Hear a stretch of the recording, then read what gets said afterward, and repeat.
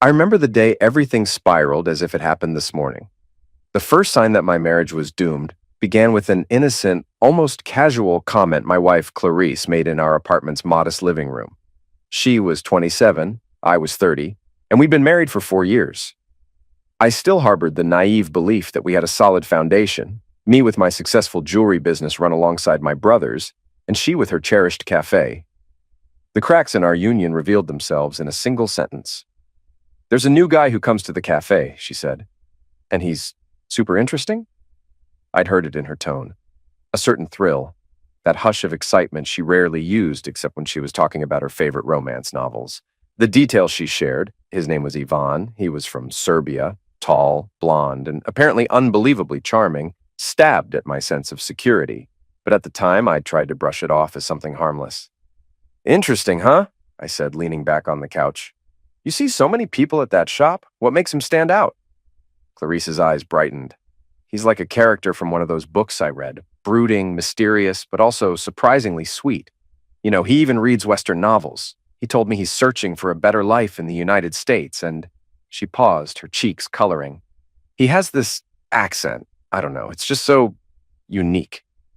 I tried to keep my face neutral, though an unexpected, uncomfortable knot formed in my stomach. "That's nice. Always good to have a well-read customer, I guess." The conversation drifted elsewhere, but I remained uneasy. Over the next few days, Clarice's musings about Ivan became near constant. She'd come home, eyes shining, rattling off tidbits about his day, his thoughts on the American workforce, his abiding love of Tolstoy or Tolkien. Part of me felt silly for feeling jealous. Clarice was allowed to be friendly, and I wasn't exactly the world's most sentimental husband. I'd always been pragmatic and, if I'm honest, controlling. If anything, she usually complained that I didn't give her enough compliments, that I was too wrapped up in the jewelry business to praise her new hairstyle or the pastries she tested for her shop. So it's not like I was the best spouse, but I sure wasn't ready for what was to come. About 3 weeks after she first mentioned Ivan, I popped by her cafe unannounced. It was late afternoon, and the place had the usual crowd of college students reading novels or folks on laptops searching for free Wi-Fi. I looked around and spotted Clarice behind the counter, wearing her flour-dusted apron. She was all smiles, so I stepped up, intending to surprise her with a small bouquet of tulips I'd picked up from the stall nearby. My attempt at being thoughtful. Right as I was about to call her name, the door swung open behind me. I felt a presence pass by, a man with broad shoulders, neatly styled blonde hair. My skin tingled with that inexplicable sense of rivalry that sometimes hits when another male enters a space. I glanced sideways, and the man shot me a cursory glance before focusing on Clarice. His eyes lit up. "Clarice," he said, accent unmistakably Eastern European. You forgot your phone in the back room, I think." Then he held up her cell phone. She smiled widely. "Oh my God, thank you, Ivan. I was looking for that. I owe you, you lifesaver." The warmth in her voice was obvious. My gut clenched. Laying a hand on the counter, I cleared my throat. "Hey, honey." She spun and appeared startled to see me.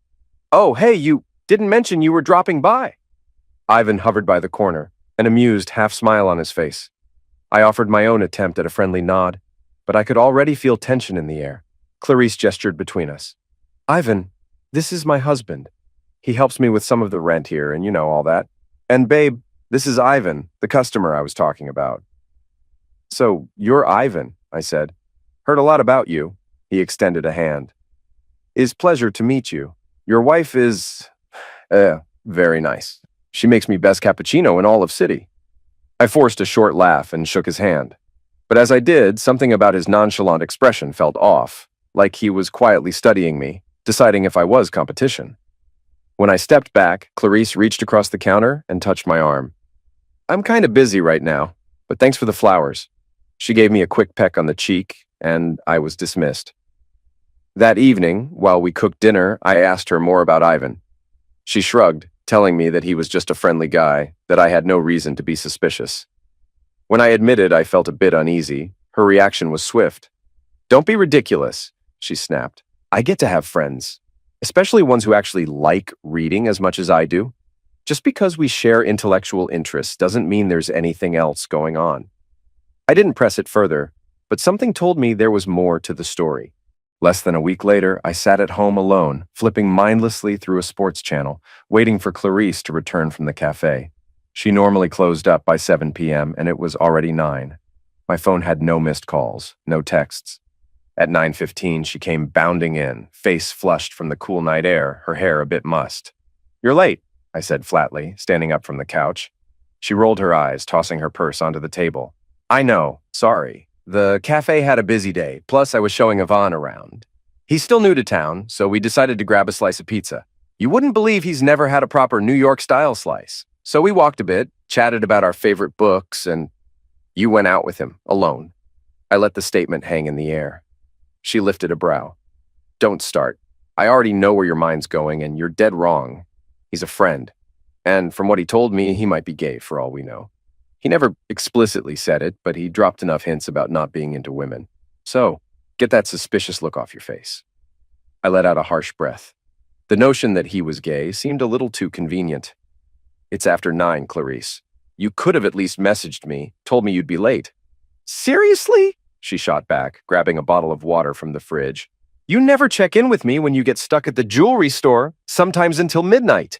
But I do one spontaneous thing with a friend and you act like I'm cheating? Get over yourself. I'm not your property."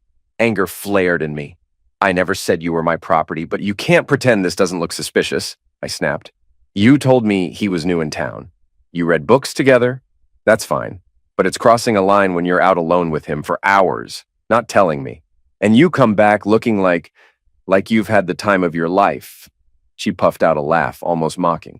"Oh, sure, because heaven forbid I actually enjoy myself talking about novels you barely even glance at. I'm sorry if reading is nerdy to you, but I have a right to talk to people who share my passion.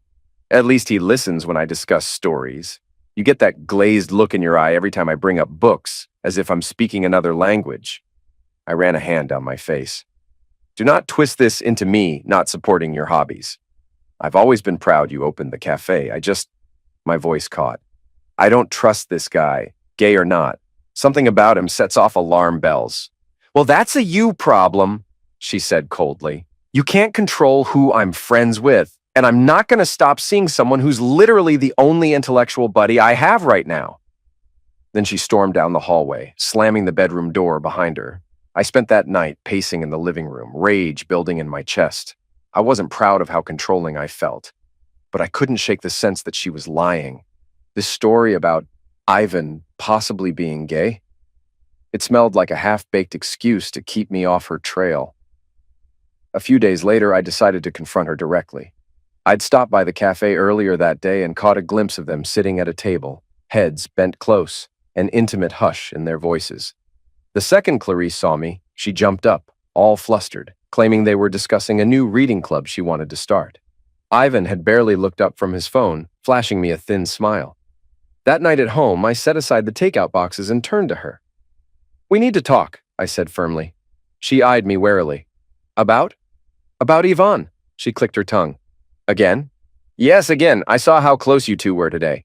Don't try to spin some nonsense about him being a reading buddy. You've been spending way too much time alone with him, and you come home with that goofy grin on your face. What do you expect me to think?" Her face hardened. "I expect you to trust me. I'm your wife, not your hostage. I can have coffee, conversation, or read with whoever I want. If you hate reading so much, that's on you. Don't you dare blame me for finding some company." "I'm not blaming you for having a friend," I growled. "I'm blaming you for lying," she scoffed.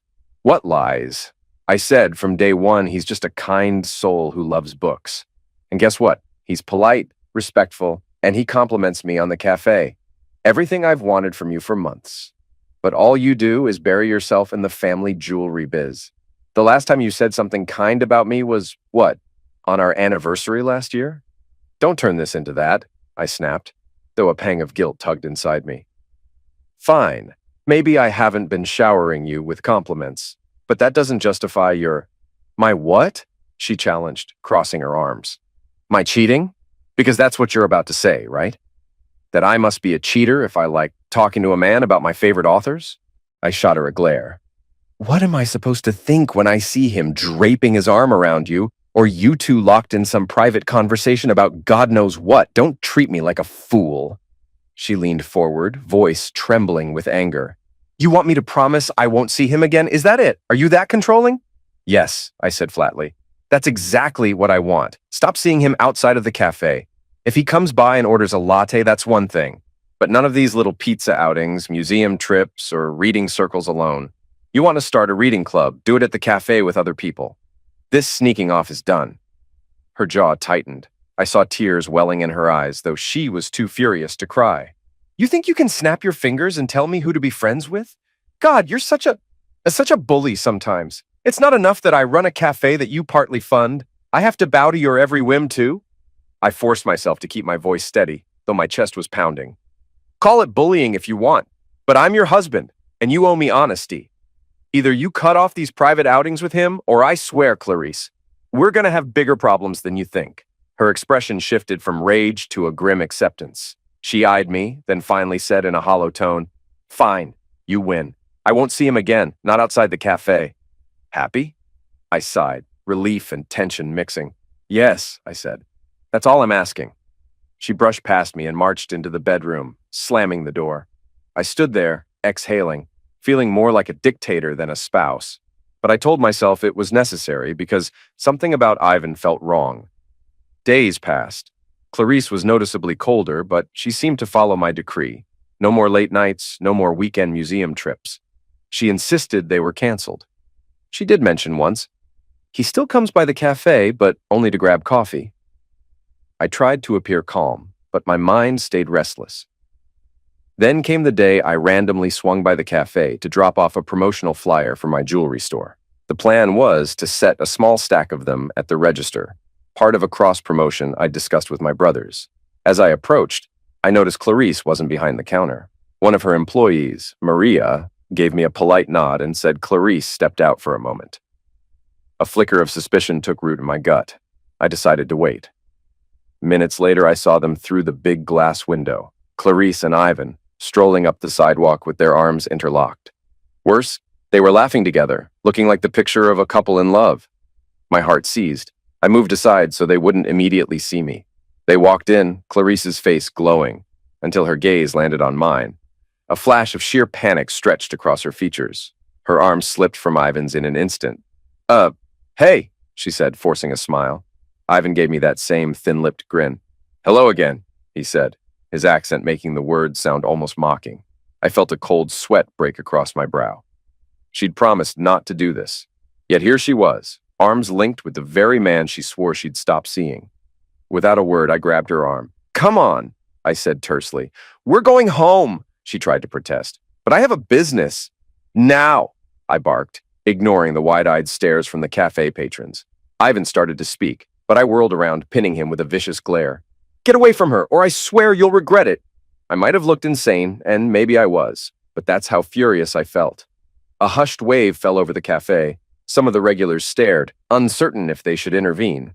Ivan just pursed his lips and stepped back. Red-faced, Clarice tossed her apron aside. Fine, she snapped. You want to humiliate me in front of my own customers? Let's go. I practically dragged her to the car. The drive home was suffocating. Neither of us said a word. The tension crackled. My knuckles whitened on the steering wheel while Clarice stared out the window, arms folded tight. Once inside the apartment, I turned to face her, chest heaving. What the hell was that? You promised you wouldn't meet him outside of the cafe, and now I find you walking arm in arm, practically glued to him. She flung her purse onto the couch. Maybe because you keep stifling me. I told you we're just friends. He told me he's not into women, that he only flirts because it's his nature. That's it. Why can't you trust me? Because you keep lying, I roared. You said you'd stop. You said no more sneaking around. Sneaking around? I literally walked down the main street with him. That's not sneaking, genius. If I wanted to hide it, I'd pick a deserted alley or something. I scoffed. Don't be sarcastic. You promised you'd cut it off. She jabbed a finger toward my chest, eyes blazing. No, I said I wouldn't see him outside the cafe, but you can't forbid him from walking me back if he wants a cappuccino. It's a free country, last I checked. Stop trying to control every step I take. My fists clenched, and I had to fight the urge to punch a wall. Stop spinning it. I literally saw you linking arms with him. That's not just a coworker walking you. That's romantic body language. Do you think I'm blind? She let out a bitter laugh. He linked arms with me. I didn't see the big deal in the moment, all right? Besides, I told you, he might be gay. Gay men do that all the time with female friends, and it doesn't mean anything. I ran both hands over my face, exasperated. I can't do this. You keep feeding me the same line. Either you think I'm an idiot or you're in denial. Which is it? She trembled with anger. I can't believe this. All my life, I've wanted someone who respected my love for books and conversation. Now that I find a friend who shares those interests, you turn into some barbaric control freak. If you truly cared, you'd try reading with me sometimes instead of making me feel lonely. But no, you just want to cage me in. Maybe I needed an escape. You ever think of that? A wave of guilt surged, but my anger overshadowed it. Clarice, I might not be perfect, but I'm not going to stand by and watch you cheat. That's the bottom line, so it stops, completely, or we're done. She stared at me for a moment, tears welling up. Then, with a brittle laugh, she wiped her eyes. We're already done, in case you didn't notice, she hissed. You're not a husband anymore. You're some dictator. I'm sick of it. Without another word, she stomped to the bedroom, slamming the door so hard one of the picture frames on the wall rattled. I stood there, heart pounding, unsure whether to follow her or storm out. Eventually, I chose the couch, drowning in a swirl of hatred, jealousy, and an unshakable sense of betrayal. In the following days, Clarice claimed she would avoid Ivan entirely. She insisted, I get it, I'll draw boundaries. He can come to the cafe, but I won't let him walk me anywhere. Each time she said that, my trust chipped away. It felt like a bandage on a gaping wound. I knew in my gut something else was going on. Her eyes were distant, and every time her phone pinged with a message, she'd rush to read it, turning the screen away from me. One night, curiosity overcame me. As she slept, I slipped her phone from under her pillow, heart thumping in my throat. Her WhatsApp had a pinned conversation with I. My worst suspicions confirmed. I opened it. The messages soared up the screen in a flurry of digital heartbreak. Ivan, 2:12 p.m. I miss you, baby. Today was so much fun. Your husband suspect anything? Clarice, 2:15 p.m. He's losing his mind. I had to promise I'd avoid you. God, I hate lying to him, but I hate how controlling he's become. Ivan, 2:20 p.m. He is fool, yes? We keep going. Let him be in the dark. As I scrolled further, my pulse hammered. Their messages weren't just friendly. They talked about stolen kisses, secret trysts after closing time at the cafe. How thrilling it felt to keep me. The jealous bully, clueless. There were references to hooking up in the back office, and I felt physically ill seeing Clarice's giggling responses. This is so wrong, but you're right, it's exciting. He's turning into a total villain, so I don't even feel guilty. I nearly crushed her phone in my grip. My eyes scanned the conversation with growing horror. They described intimate moments in detail, mocking me for suspecting but not having proof. She mentioned how she occasionally told me Ivan was gay to keep me off her back. He found it hilarious. My hands shook as I exported the chat to a text file, emailing it to myself. Then I scrolled through her photos. Several pictures of them, arms around each other, smiling in front of different city landmarks. Stuff she never mentioned visiting. She'd obviously blocked me from seeing them on social media because I had no clue. I took screenshots of each, sending them as well. Once finished, I wiped the evidence off her phone and replaced it quietly on the nightstand. That entire night, I couldn't sleep. My mind raced with fury at how brazen they were. To find out she'd used the "maybe he's gay" line so effortlessly made me sick. I felt like the biggest fool on earth. She was living an entirely separate life, treating me like a controlling villain while she rolled around with a cunning manipulator who knew exactly how to exploit her craving for compliments. And yet, ironically, I was more determined than ever to reveal the truth. Punish them both. If that made me the villain, so be it. The next morning, I confronted Clarice. She was rummaging through the kitchen cabinets when I walked in, face stony. I didn't even wait for a polite hello. Stop, I snapped. I know everything. She turned, blinking. Everything about what? Drop the act. I read your messages with Ivan. My voice cracked with anger. The photos, the filthy details, all of it. Her cheeks blanched. For a split second, she seemed genuinely terrified. Then her face hardened, and she slammed a cabinet shut. You went through my phone? You bet your ass I did. I found out how you've been lying, hooking up with him after hours, mocking me every step of the way, telling him I'm some controlling jerk. I stepped closer, eyes blazing. So guess what? We're done. For a moment, her lip quivered, tears pooling. Then her temper flared. You had no right to snoop. That's an invasion of privacy. I let out a harsh laugh. That's your response? Not an apology, not denial, just whining that I found out the truth illegally. Give me a break. She trembled with fury. You want a confession? Fine.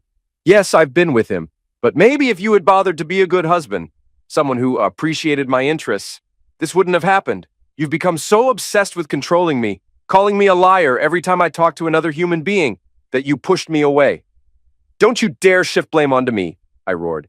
I might not be a perfect spouse, but I sure as hell never deserved to be lied to like this. You literally told him in your messages that it felt so wrong, but exciting. That's on you, Clarice. She flinched, a flicker of shame crossing her features. You know what? Believe whatever you want, she spat. You're the reason I needed to escape in the first place. My blood pounded in my ears. Escape? That's the word you use? I gave you everything. Helped pay the cafe's rent, tried to be supportive. Yet I guess I wasn't supportive enough of your hobby, right? So you found the first sweet talker who gave you big compliments about your books and you jumped into bed with him. Unbelievable. She shook her head, tears finally rolling down her cheeks. Fine, it's done. You can have your meltdown. But know this, the reason we reached this point is because you never gave a damn about what I love. All you care about is your business, your money, and making me fall in line. I can't breathe with you around. I exhaled, shoulders trembling. Then, breathe somewhere else. Get your things and get out of my house. I'm filing for divorce. True to my word, I contacted a divorce lawyer within hours. The same day, Clarice left in a storm of tears and curses, spending the night on a friend's couch. Over the next few days, I compiled every scrap of evidence. My lawyer was stunned by how blatant the messages were. This is bulletproof, he told me. You're going to walk away with everything, especially if you can prove infidelity was the main cause. In the midst of all this, I uncovered something even more revolting. Ivan had a YouTube channel, not just any channel, but one boasting how he specialized in seducing wives who felt neglected by their husbands. He had thousands of subscribers posting videos in which he bragged about conquests, sometimes in heavily accented English, sometimes in Serbian. The titles were Pure Poison, How to Capture a Married Woman, Seducing an Unhappy Wife, Tips for Secret Affairs. I watched him speak to the camera with smug confidence, referencing a cafe owner who is bored with her controlling husband. My stomach churned at the possibility that he was describing Clarice to the entire world. Worse yet, the channel linked to an OnlyF, which teased real videos of me with cheating wives. The previews showed blurred faces, but I recognized Clarice's silhouette in one. She might have been complicit or maybe tricked. The idea that he was profiting off my wife's betrayal ignited a new wave of fury. My lawyer advised me to keep calm, finalize the divorce, and then we'd consider further civil lawsuits. I tried to heed his words, but the rage wouldn't subside. I fantasized about wiping that smug grin off Ivan's face. Meanwhile, Clarice tried to contact me multiple times. At first, her messages were apologetic, even pitiful. Then they shifted to angry and bitter, blaming me for pushing her away. Finally, one morning, she texted that she was pregnant. I just stared at my phone, heart pounding. She insisted it was mine, claiming we'd been intimate enough in the last few months. But I knew she'd been sleeping with Ivan, so the timeline was murky. One last confrontation took place a week later, when Clarice and I crossed paths at the cafe. She was supposed to be away, but she happened to be there, rummaging through boxes. She looked pale and exhausted, but her eyes still sparked with defiance. Is it true? I asked, voice low. You're pregnant? She pressed her lips together. Yes, and you're the father, obviously. I barked a short laugh. Obviously? You've been sleeping with Ivan. Don't treat me like an idiot again. She flushed. There's no chance it's his. I mean, well, it's complicated, but... She rubbed her forehead. We never used protection, but it was more frequent with you. I'm almost positive it's yours. Almost positive, I repeated, the words like acid in my mouth. That's not exactly comforting. Her eyes hardened. You can do a DNA test once the baby's born. Until then, you're still my husband, and this baby is still half yours. You should step up. I leaned closer, voice dripping with sarcasm. Step up for a child that might be the product of your affair? Not a chance. We'll wait for a test. If it's mine, I'll decide how involved to be. If it's not, you can chase after your reading buddy. She trembled, tears threatening to spill. You're so cruel. You made me this way, I snapped back. Then I walked out, ignoring her sobs. Time blurred after that. The divorce papers were served to Clarice in a humiliating fashion right at her cafe. She had no real defense in court. Evidence of her affair with Ivan was undeniable. My lawyer hammered home the transactions in our joint account that matched suspicious gift purchases for Ivan, painting her as an unfaithful gold digger. Meanwhile, I came off as the wounded husband, albeit a bit controlling, but that paled in comparison to her blatant cheating. Throughout the proceedings, she hurled glances of pure hatred my way, as though I'd become a monster in her eyes. Yet ironically, it was her betrayal that had transformed me into this. Ultimately, I kept the house, avoided alimony, and retained my share in the family jewelry business. She only got the cafe, the old sedan I'd previously bought for her, and that was it. As the judge finalized the divorce, Clarice's father stepped in. He confronted me outside the courthouse, growling that I had a responsibility to the baby. I told him to back off, that no one could force me to sign a birth certificate without a DNA test. He snarled, calling me a villain who had crushed his daughter's heart. I just stared him down, unflinching. All the while, the question of the baby's paternity loomed. I felt no excitement for fatherhood, just dread. We arranged the test for after birth. There was no point doing one early. Clarice had her own meltdown, occasionally texting me that I was heartless for abandoning her financially and emotionally. She sold the sedan to pay the cafe rent. She left voicemails of rage, calling me controlling and evil. Each time I hung up or deleted them, coldly unmoved. And still, I couldn't let Ivan go unpunished. He'd systematically hunted for wives like Clarice. That knowledge burned in me. One afternoon, after the divorce was finalized, I waited outside the cafe, hidden in a borrowed SUV with tinted windows. I'd gathered two men I knew from my rougher teenage years. They each owed me a favor. We planned to intercept Ivan, teach him a lesson. He emerged from the cafe around closing, walking confidently down the street, filming himself on his phone. I watched him talk in that accented English, probably updating his followers on another successful conquest. My blood heated. Without hesitation, I motioned to my friends, and we stepped out. "Hey, Ivan!" I called. He froze mid-sentence, looking up warily. "It's me," I said, stepping closer. "Remember me? The controlling husband?" He tried for a cocky grin. "You want trouble, friend? Because that is how you get trouble." My buddies, both large and masked, flanked him, grabbing his arms. He struggled, spitting foreign curses. I saw the fear flash in his eyes. I smirked, stepping in. "How about that YouTube channel of yours, or that Only F page? You're profiting off destroying marriages?" He sneered.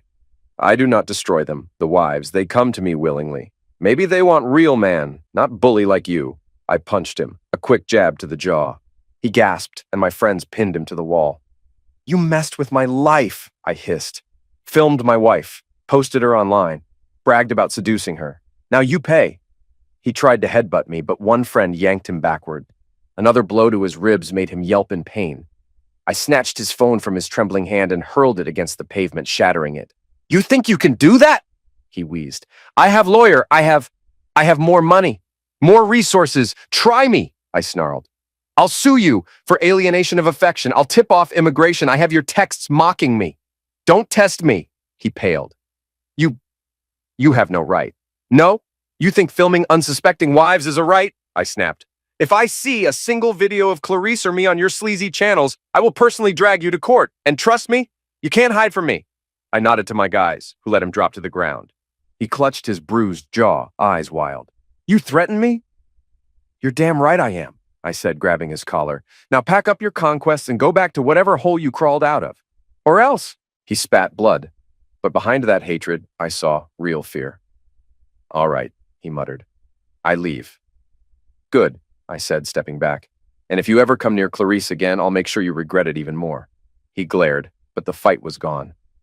My friends and I left him there, phone destroyed, ego bruised, and hopefully deterred from continuing his twisted game in our city. Days turned to weeks, weeks to months. Clarice's pregnancy advanced. She called me repeatedly, sometimes sounding desperate, sometimes furious. I refused to answer more than a handful of times. Eventually, she gave birth to a boy. Her father attempted once more to coerce me into signing the birth certificate. I told him to back off until the DNA results were in. When the test was finally done, the result was unequivocal. 0% chance I was the father. As soon as I read those words, I laughed bitterly. All those months of drama, her swearing it was obviously mine. What a joke. The child belonged to Ivan or some other lover she hadn't admitted to. Either way, it wasn't my problem. I texted Clarice a screenshot of the results. "We're finished. Don't contact me again."